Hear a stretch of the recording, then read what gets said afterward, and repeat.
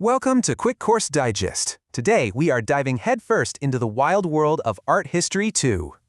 So let's start with a big question. How on earth did art go from perfectly realistic portraits to, a canvas that looks like it's just been splattered with paint and do it in less than a lifetime?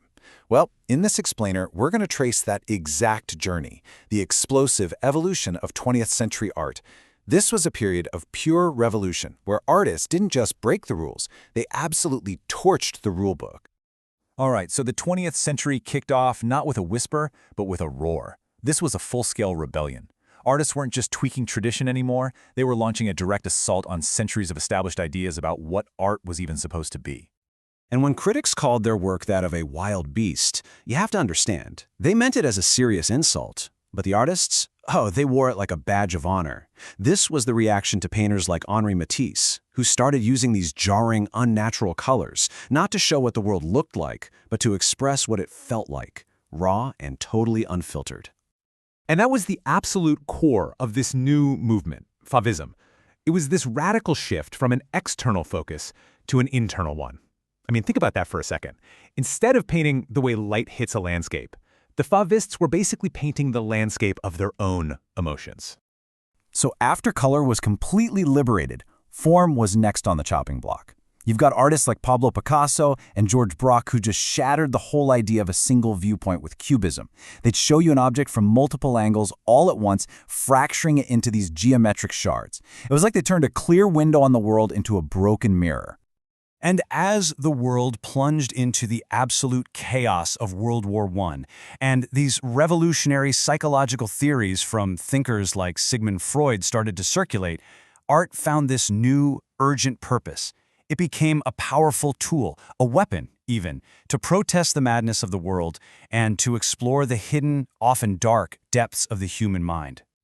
Now, born from the sheer absurdity and horror of the war, the Dada movement was pure artistic anarchy. It wanted to question the very definition of art itself. So, following these steps, Marcel Duchamp famously took a regular old urinal, signed it with a fake name, and called it Fountain. So, is it art? That was precisely the provocative question Dada wanted to burn into your brain. And right from the ashes of Dada's anarchy questioning, surrealism rose up. And these guys, heavily influenced by Freud's ideas, they weren't interested in just random nonsense. They wanted to unlock the power of the subconscious. Artists like Salvador Dali painted these bizarre, dreamlike scenes with hyper-realistic detail, which made the completely irrational feel disturbingly, tangibly real. Then, after the devastation of World War II, the art world's center of gravity shifted, dramatically. As European artists fled to the United States, Paris basically ceded its crown to New York City. And that's where a new, ferocious battle for the soul of art was about to begin. This seismic shift created this powerful split in American art. On one side, you had artists looking deep inward, wrestling with their personal demons and existential angst right there on the canvas.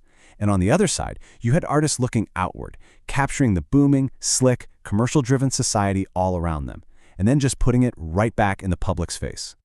So this is that inward-looking path.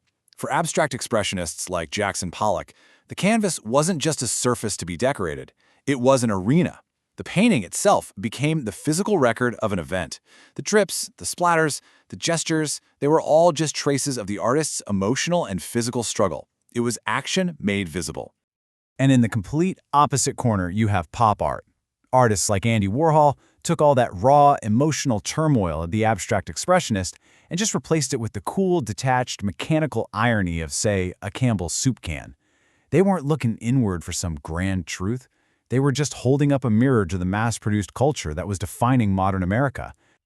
Okay, so having shattered all the conventions of color, form, and subject matter, what was the next logical and maybe most radical step for this artistic revolution? Well, it was to question the art object itself.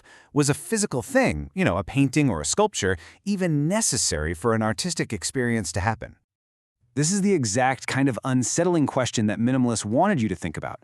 They stripped art down to its most basic industrial forms, deliberately removing any trace of the artist's hand or emotion.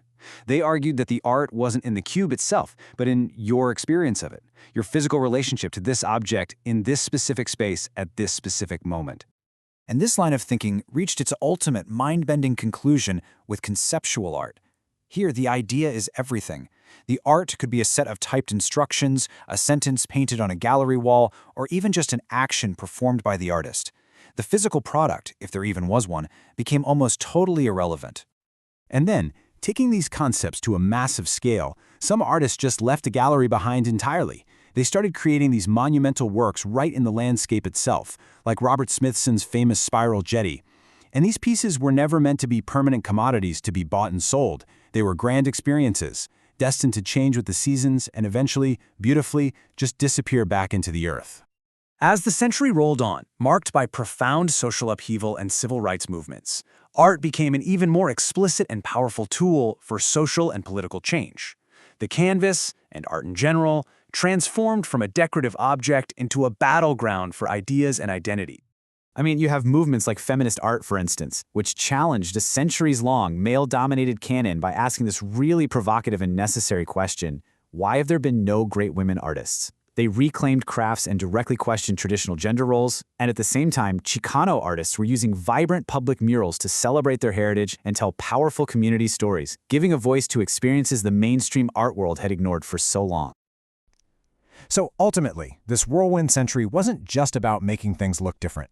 It was a fundamental, radical expansion of what art could be and what it could do. Art could now be a personal diary, a philosophical question, a political protest, or a shared community experience, sometimes all at once.